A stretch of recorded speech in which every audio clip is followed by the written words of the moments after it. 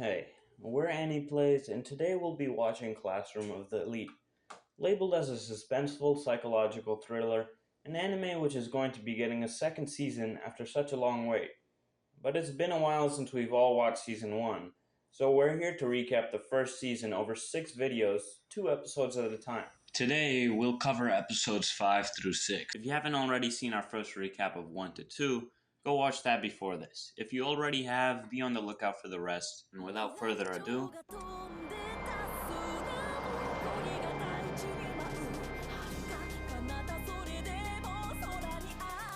Ari Sakura asks Kiyotaka and Kyoko to accompany her to the electronics store to get the camera repaired, which is covered under warranty. The store clerk, Yukiyutsu, asks for Ari to give her contact information, though she is too nervous for pretty good reason. Kiyotaka, noticing this, gives his information instead. Chivalry isn't dead. Kinda. Afterwards, the trio sits and talks. Kyoko then goes to freshen up as Kiyotaka is left alone with Ari Sakura. After a brief silence, she talks about what she should do to Kiyotaka as he makes her feel comfortable. Kiyotaka tells her not to burden herself with a decision she'll regret.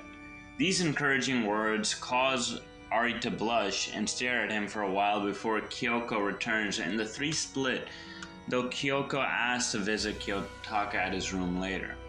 At the dorms, Kyoko and Kiyotaka see pictures of Ari and figure out that she was an internet model that has become a big hit recently, just before she calls Kyoko and says she will help in the case. At the hearing presided by Manabu, both classes give their testimonies, accusing each other for instigating the fight, with the initial ruling going in Class C's favor. After staying silent out of fear at her brother's presence, Suzune speaks up after getting tickled by Kiyotaka to regain her reason. Suzune asks what the circumstances were for the fight and points out that in a 3-on-1 fight that it should be nearly impossible for those injuries to be that serious and be all of Ken's doing at the same time. She then presents Sakura as a witness, providing evidence that she was present as she captured the fight going on in the background during a photo shoot. Well, she's definitely better than another Sakura we know. However, the evidence only proves that she was present and does not clear Sudo of any wrongdoing. The Class C homeroom teacher, Sakagami, proposes a compromise to suspend Sudo for 2 weeks and the 3 Class C students for 1 week each. But Class D rejects it, resulting in an argument that's soon broken up by Manabu. Realizing that one side is clearly lying, Manabu ends the hearing and will make his decision the next day unless admissions or additional evidence is presented with expulsions possible. Kiyotaka then speaks with Ari about her late admission while she apologizes for taking so long. He tells her input was good in helping the case. Manabu and his secretary walk out to see them as Manabu stated he expected a strategy from Kiyotaka and Suzune, but Kiyotaka shrugs this off. When he focuses his attention to Ari, he makes hint of her words being lies, but Kiyotaka defends her by voicing his belief in her words. Manabu then tries to strike Kiyotaka. Again with the striking with this guy. Can't this guy just talk it out? Manabu asks Kiyotaka if he can prove Ari right, as he tells him that was a good question, and he'll have to wait to see the answer. A monologue of the life of Ari Sakura goes on with some details as to why she chooses not to get involved with others.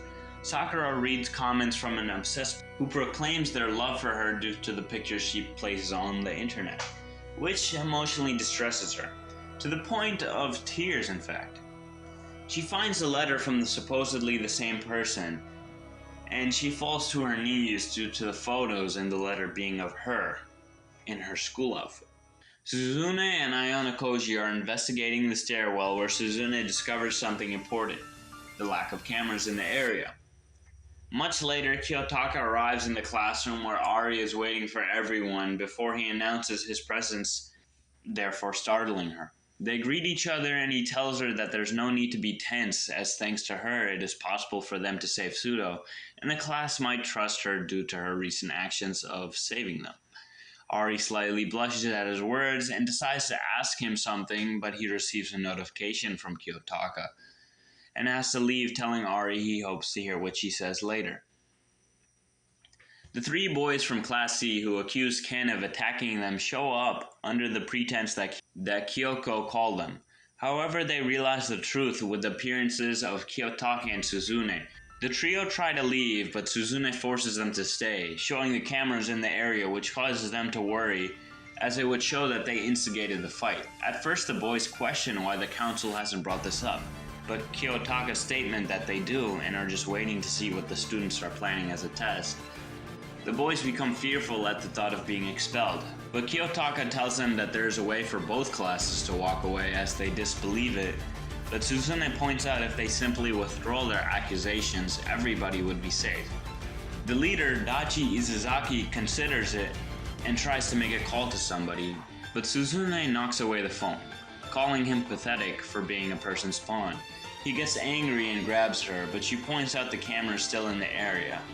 And from the pleading of his friends, he relents and decides to withdraw his accusation. Elsewhere, Ari is walking through the store and feels that somebody is following her, and tries to elude them, but the person continues following her. Kiyotaka is talking to Honamiya, promising to repay her for the points he borrowed from her for buying the cameras.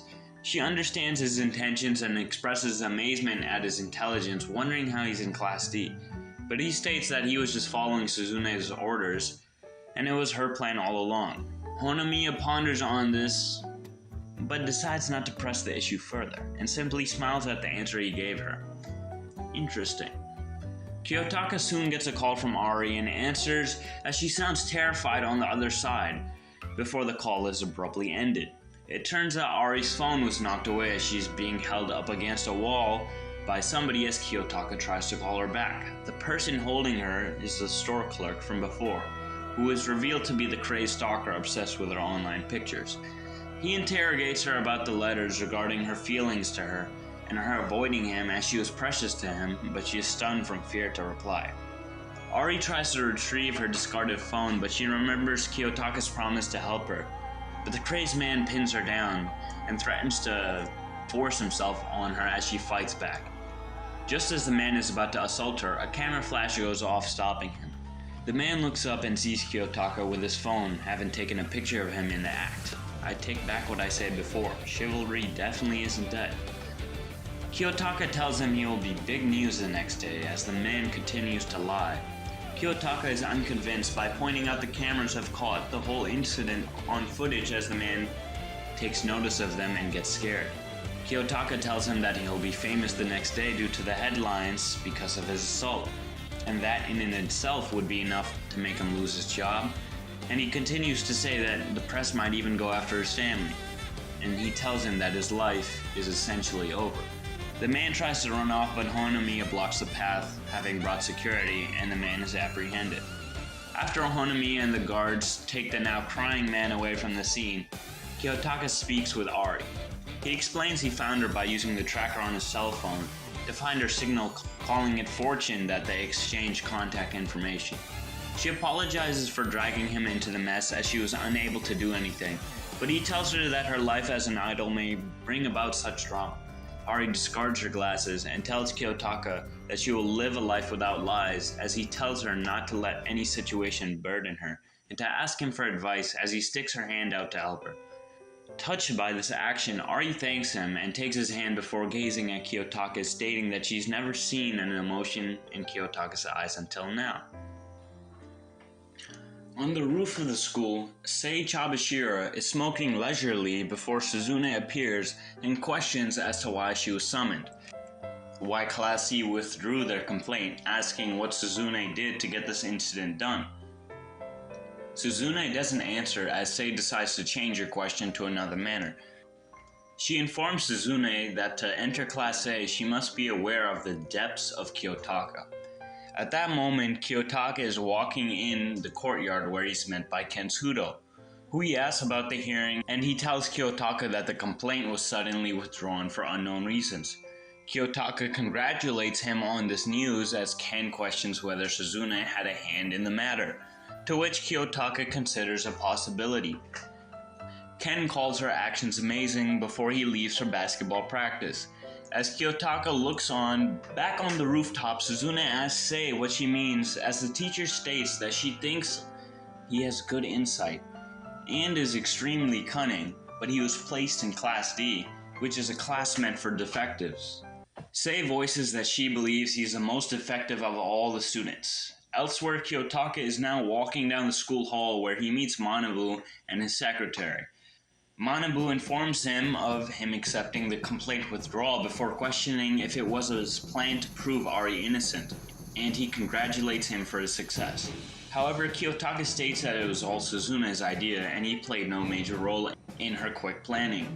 Manabu asks Akane if there's an open position as secretary on the council, which is confirmed as he offers Kiyotaka this very position, much to Akane's surprise. But she sees he's adamant about his choice. Kiyotaka turns down the favor in order of living a normal school life. As Manabu states, he will accept the choice for now, but tells him not to let down his expectations, as he and Akane walk off. Kiyotaka then notices Suzune with a serious expression on her face. At another part of the school, Kakeru is angry at his followers for failing in their task to get Ken expelled, asking which one of the followers withdrew the complaint, but when he learns it was a unanimous decision, he has Albert Yamada beat them for their failure, as the latter apologizes in advance for the boss's orders, as one of the followers is distraught by the sight. Kakeru bemoans the failure of his, stating that it was his intention to see how the school would react to the expulsion of one of his lesser students. He then demands the names of the people who set them up. The scene then goes to another part of the school, where members of Class A are walking before arriving where Kakeru's group is. Kakeru identifies Arisu Sakanagi as her group gets in fighting position, but Arisu steps out and jovially greets him as Kakeru questions if she's establishing her place as the queen of the school already. But she smiles and disregards that as her intentions. Ryuen then promises to crush all the classes of the school, as she asks if he can truly make it happen. He confirms that he could, as the school only needs one person in charge, as Arisu agrees with his declaration. Well, I think we all know who would win. Meanwhile, Kiyotaka and Suzune walk together in the rain as Suzune asks him if he manipulated her all along.